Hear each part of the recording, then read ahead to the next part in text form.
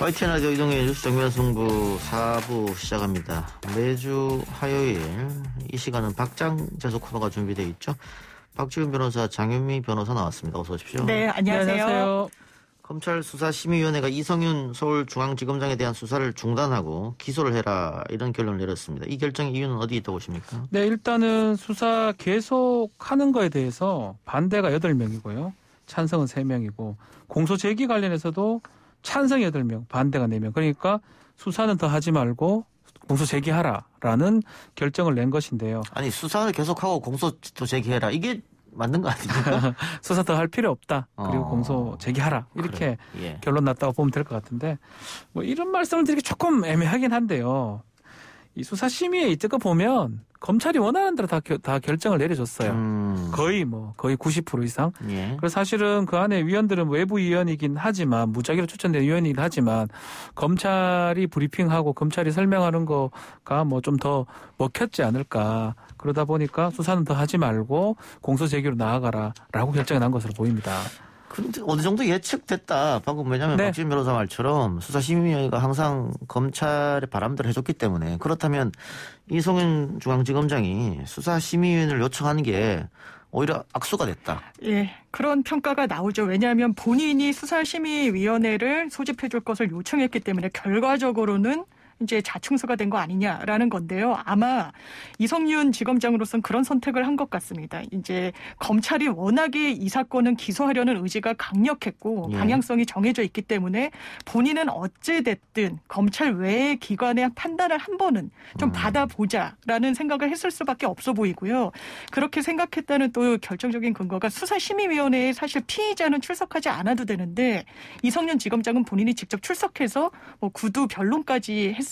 이 말인즉슨 본인도 아마 이제 기소 가능성을 염두에 두고 굉장히 좀 적극적으로 방어 전략을 폈다 이렇게 볼 수 있는 부분입니다. 자, 그럼 수원지검 수사팀이 속력을 내겠네요. 결국은 그 김호수 검찰총장 후보자가 임명되기 직전에 기소하려고 하는 거 아니겠어요? 아, 그렇죠. 아무래도 오늘 내일 이제 기소는 바로 전격적으로 이루어질 거다. 이런 분석이 나오고 있고요.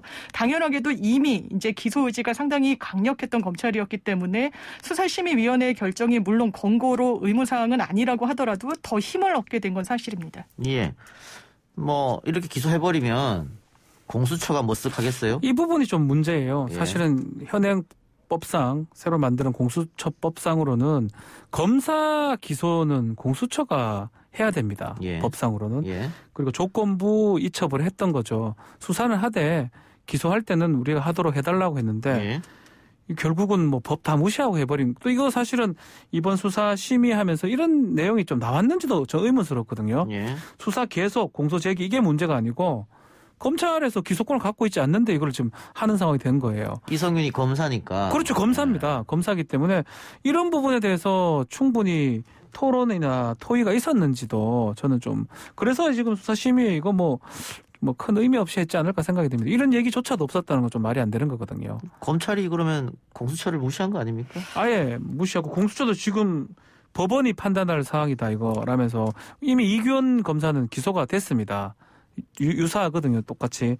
그렇기 때문에 공수처 역시 좀 한 발 물러서는 모양새입니다. 사실 이건 법리적으로는 좀 해석의 여지가 열려있는 부분인 것 같은데요. 예. 일단 공수처가 기소할 수 있는 대상은 판검사와 경무관급 이상의 경찰 공무원인데 예. 그렇다면 수사는 검찰이 했을 때 기소권을 공수처가 갖는 이런 전속 관할권으로 이 부분을 해석해야 될지 아닐지 이 부분에 대해서 국회가 대법원에 질의서를 보냈을 때 대법원은 이 어떤 법적 쟁점이 문제가 된다면 해당 법원에서 판단할 문제다라고 해서 판단을 일단 유보했습니다. 예. 그렇기 때문에 이게 단정적으로 검찰에는 공수처가 기소권을 갖고 있는 사건에 대해서 기소권이 없다라고 얘기할 수는 없는 부분이 있습니다. 아마 검찰은 그 논리를 그러면 주장하겠네요. 예, 그럴 것 같습니다. 예. 그러니까 수사심의에서 최소한 이거 논의는 좀 됐어야 되는데 이건 알려진 바가 없거든요. 예. 네.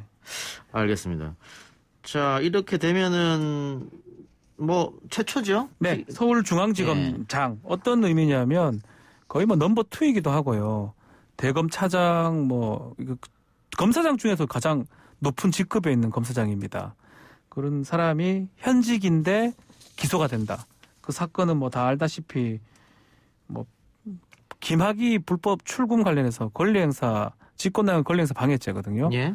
그 사건으로 자신들의 선배인 아니면 자신들의 검찰의 핵심 인사를 기소하는 결과가 된 것이죠. 그러니까 이게 재판 가서 결과가 또 어떻게 날지도 사실 알 수 없는 문제고 방금 박주민 변호사 말처럼 이게 다른 게 아니고 김학의 씨가 외국으로 몰래 도망 나가는 것을 지금 출금시킨 거잖아요. 네. 그러니까 그게 법적으로 문제가 있으니까 당신 기소야. 이렇게 된 건데. 지금 결과는 좀 그런 겁니다. 결과는 좀 그런 거지 않습니까? 네. 사실 검사들은 아주 특성 중에 하나가 제 식구 쪽에서는 상당히 좀 감싸는 그런 모양새가 많았거든요. 예. 이제 보면 뭐 많은 사건들 제가 언급도 제가 할 필요가 없을 것 같아요. 김학의 사건들이 이렇게 커진 이유가 제 식구 감싸기 결과가 됐던 거고요. 또 검사 불기소 세트 96만 원짜리 그것도 뭐 감싸기 결과라고 보는 게 맞는 것 같아요. 예.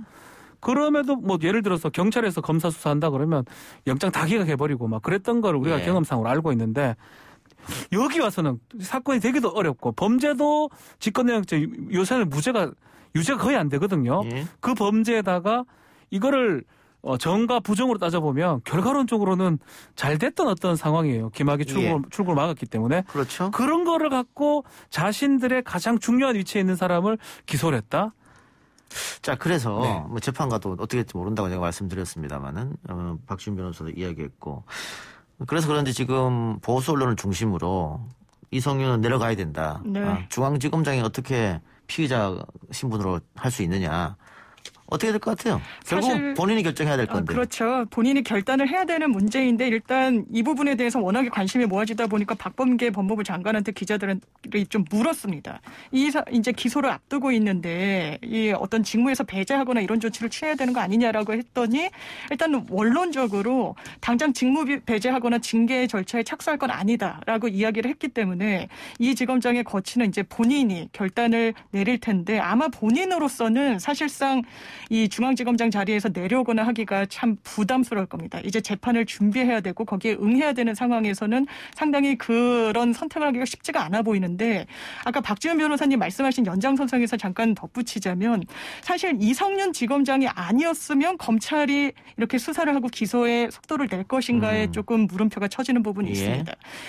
검찰 개혁에 좀 발맞췄고 이 정권을 향한 수사에 다소 이제 제지를 하려고 했던 이런 부분들 이런 것이 법적으로는 어떻게 판단받을지 모르겠지만 검찰 내부에서는 검찰 내부 인사라고 하더라도 본인 조직에는 좀 반하는 논리를 가지고 있다면 굉장히 이 부분에 대해서는 강력하게 수사를 하는 또 한 단면을 보여준 게 아닌가 이렇게 생각됩니다. 뭐 검찰 개혁 뭐 거기에 대해서 검찰 입장에서는 좀 반대적인 부분이었다고 봐야 될 거고 가장 중요한 부분은 사실은 서울중앙지검의 사건들이에요. 그 사건들의 책임자이기 때문에요.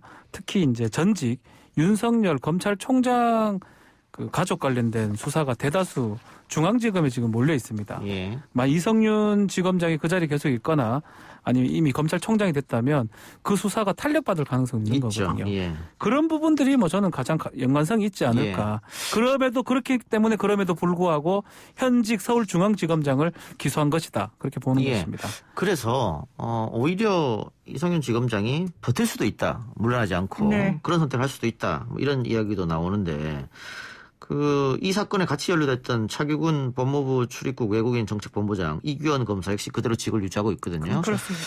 그리고 이 차규근 검사 같은 경우에는 외국인 정책본부장 같은 경우에는 검찰에서 구속영장을 쳤는데 법원에서 기각시켰단 말이죠. 네. 뭐 그런 거 봤을 때는 뭐 무리한 수사가 아니었냐 이런 비판도 나오고 있는 실정이니까 그렇죠. 이성윤 지검장이 어떤 선택을 하는지 조금 있으면 뭐 드러나겠죠. 뭐 좀 네. 지켜보도록 하겠습니다.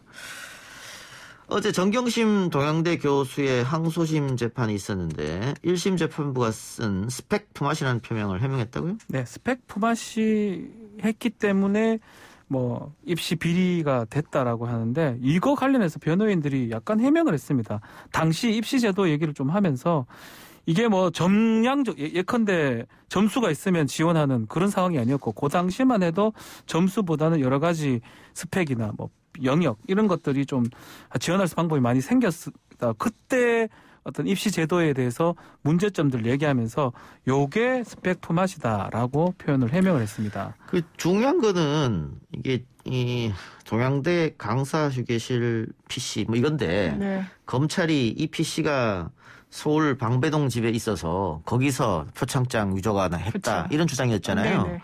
그런데 변호인 측에서 검찰에 그 증거들이 조작됐다라고 얘기했거든요. 네. 그러면서 이 PC는 방배동 집이 아닌 강세 휴게실에 있었다. 네. 이런 얘기를 했었는데 이건 어떻게 됐어요? 사실 이 내용이 일단 1심 판결 내용에도 담긴 부분입니다. 이제 방배동 집에 있던 그 PC, 방배동 집에서 위조를 했고 이 PC를 동양대 휴게실로 갖고 왔다라고 했는데 이 변호인들의 주장은 이 PC를 통해 가지고 이 표창장을 위조했다는 그 날짜 2013년 6월 16일인데요. 이 날짜를 포렌식을 해봤더니 그때는 동양대 휴게실에 있었다. 예. 그렇기 때문에 이게 정경심 교수가 이제 위조했다는 직접적인 증거가 될 수 있냐라는 취지로 항변을 했습니다. 하지만 이제 검찰은 이게 방배동 집에 있든 아니면 동양대 휴게실에 있든 이 위조 표창장을 만든 게 이 정경심 교수와 무관한 제3자가 과연 그런 행위를 할 수 있느냐. 그렇기 때문에 이게 본류를 좀 벗어난 주장이다라는 게 검찰 입장입니다. 공소장에서는 그렇죠. 방배동 집에서 조작했다고 하지 않았나요? 그렇죠. 상당히 지금 네. 그 공소장 원본주의에 어긋난 거 아닙니까? 공소장이라는 것은 어떤 범죄 사실을 시간, 장소 등 구체적으로 기재가 돼야 됩니다. 예, 언제 어디서 어떻게 그렇죠. 했다. 예. 불상의 방법, 불상 대충 아무나 그걸 할 수 있는 게 아니고 예. 사실 방법이나 장소가 지금 바뀐다 그러면 예. 공장 변경을 해야 될 상황이거든요. 범죄 1심에서 범죄 사실 인정이 잘못된 거예요. 그렇죠. 장소가 바뀐 거, 방법이 아예 바뀐 거거든요. 예. 이 부분은 끝까지 2심 끝날 때까지 검찰이 정정을 하거나 뭐 하지 않는다면 약간 무죄의 결과가 될 가능성이 높지 않을까 생각이 듭니다. 예. 그 1심 때 증인시민이 무산됐던 한인섭 한국형사정책연구원장을 증인으로 다시 신청하겠다고 했는데 이 한 원장의 증언이 재판에 어떤 영향을 줍니까? 예, 줄 가능성이 상당히 높죠. 왜냐하면 예. 1심에서도 이 한 원장을 증인으로 채택을 했습니다. 이게 예. 증인으로 부르는 이유는 한 원장이 검찰에서 진술한 그 조서를 증인으로 불러야 재판부가 볼 수가 있거든요. 예. 근데 한 원장이 증인으로 나왔는데 증언을 하진 않았습니다. 증언을 거부했다. 거부했습니다. 예. 왜냐하면 검찰이 나를 사실상 피의자로 취급하면서 상당히 압박하고 있고 내가 심리적인 위축 상태에서는 증언을 하기가 좀 어렵다라는 이유로 계속해서 증언을 거부해서 사실상 이런 경우에는 그 검찰 진술 조서를 법원이 볼 수가 없는데 예. 일단 정 교수 측 변호인이 동의를 해가지고 채택이 됐고요.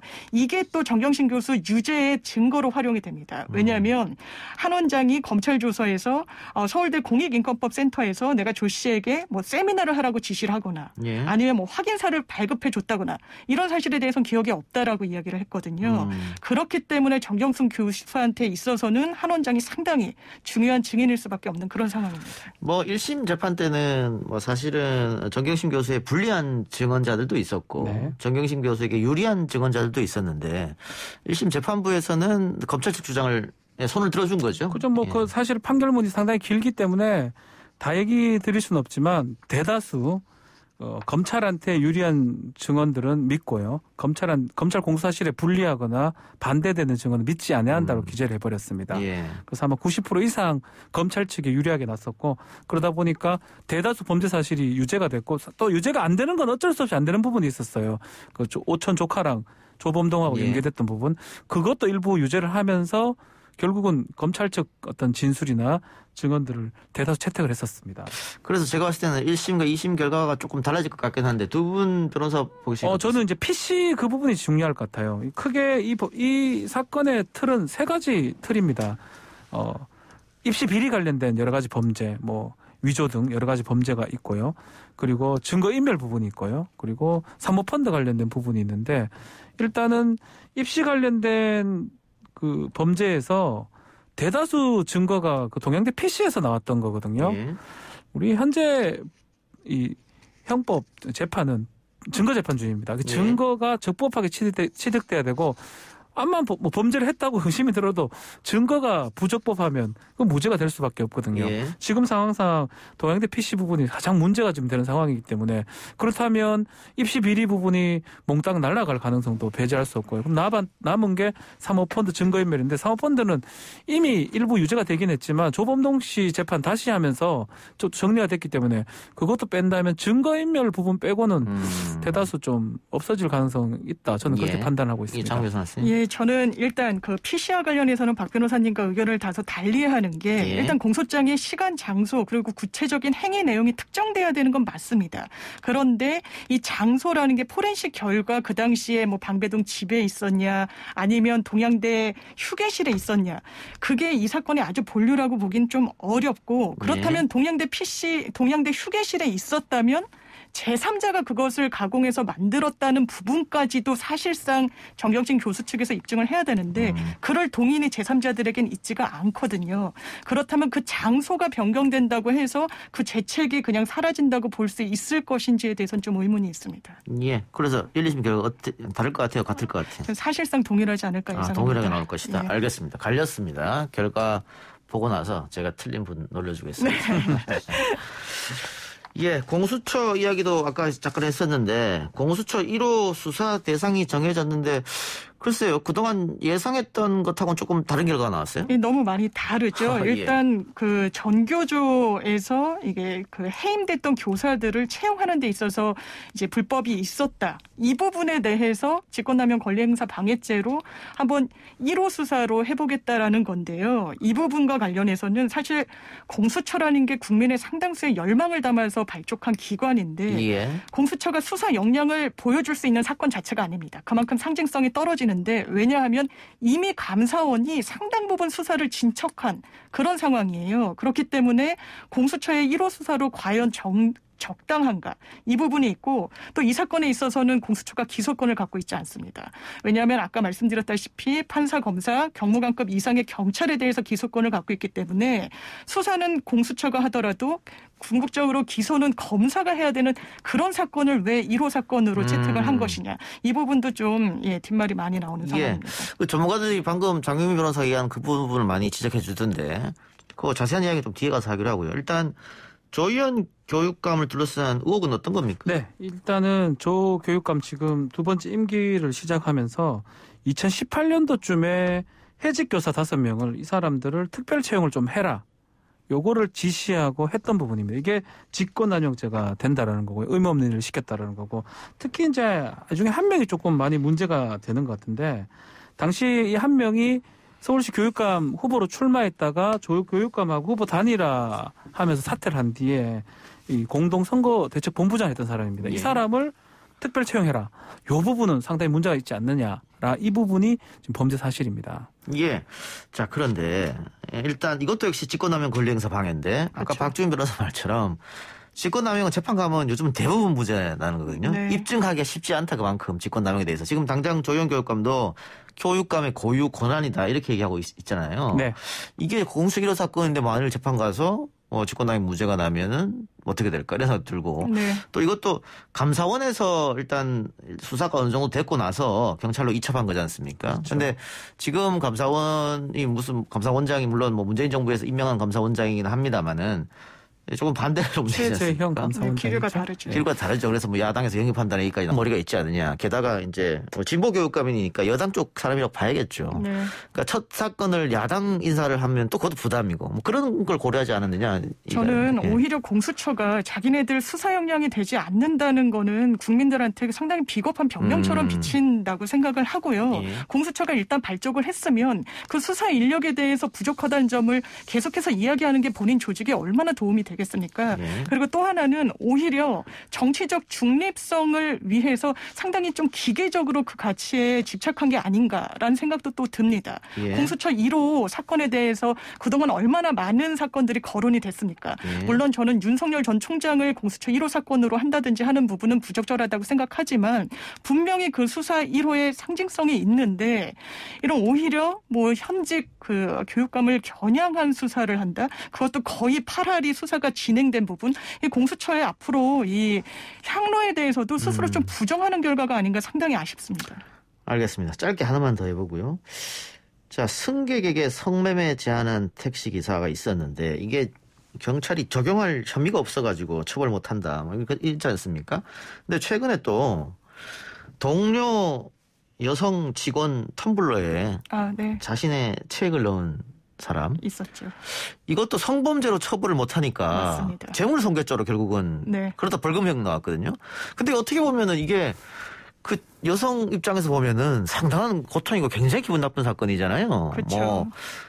성추행보다도 기분 나쁠 것 같은데 이것도 역시 그러면 처벌할 게 없기 때문에 방법이 없는 건가요? 네, 맞습니다. 이게 입법적인 공백이 분명히 있는데요. 이 사건은 일단 그 외국인 여성에게 이 택시기사가 야밤에 탔습니다. 밤 10시경이었는데 애인 있냐? 결혼했냐? 애인 만드는 건 어떠냐? 내가 돈을 얼마를 줄 테니 술 마시고 우리 집에 가서 같이 동침을 하자. 이런 취지로 제안을 한 건데 이게 어떤 성매매를 좀 제한한 형식으로 봐서 경찰도 이걸 성매매 특별법으로 처벌을 할 수 있는지를 들여다본 걸로 알고 있는데 성매매 특별법은 또 미수 규정이 없습니다. 제한을 했다든지 어떤 실행에 착수까지 가지 않으면 아주 특이한 경우가 아니면 처벌 규정 자체가 없고 아까 운동화나 텀블러에 체액을 넣은 경우가 왕왕 발생하는데 이 부분도 그냥 일반적인 관점에서 생각하면 당연히 성범죄 아니야라고 할 수 있는데 이게 또 성범죄로 처벌이 안 됩니다. 구체적으로 어떤 유형력을 행사하거나 이런 게 아니라 물건에 대해서 한 부분에 대해서는 분명히 성범죄로 의율할 필요가 있는 비난 가능성이 높지만 좀 입법적인 공백이 있는 이런 사건이 아닌가 생각됩니다. 예. 네. 근데 사실은 재형 법정주의 이런 것 때문에 법 규정이 있어야 되는 거거든요. 그러니까 지금 우리 법이라는 게 현실을 다 따라갈 수가 없는 겁니다. 폭넓게 사실은 성희롱 같은 경우에도 처벌 규정이 없잖아요. 없죠. 형사처벌 규정은 없습니다. 근데 만일 회사에서 그런 일 벌었다고 징계를 할 수 있죠. 회사 자체적으로 징계는 할 수 있지만 그 형사처벌이 안 되는 건데 지금 제가 말한 이 두 사건도 아마 그런 맥락인 것 같네요. 그렇죠. 좀 사회가 바뀌면서 법이 따라가야 되는데 아직 못 따라가는 모양새입니다. 그거는 성 관련돼서 부분은. 예. 자, 댓글 하나 소개하고 마치겠습니다. 문자로 4923님, 이동영 앵커의 의견을 들을 수 있는 시간이 주어져서 아주 좋습니다. 막히는 퇴근길, 즐거운 이동영 뉴스 정면승 화이팅입니다. 고맙습니다, 4924님.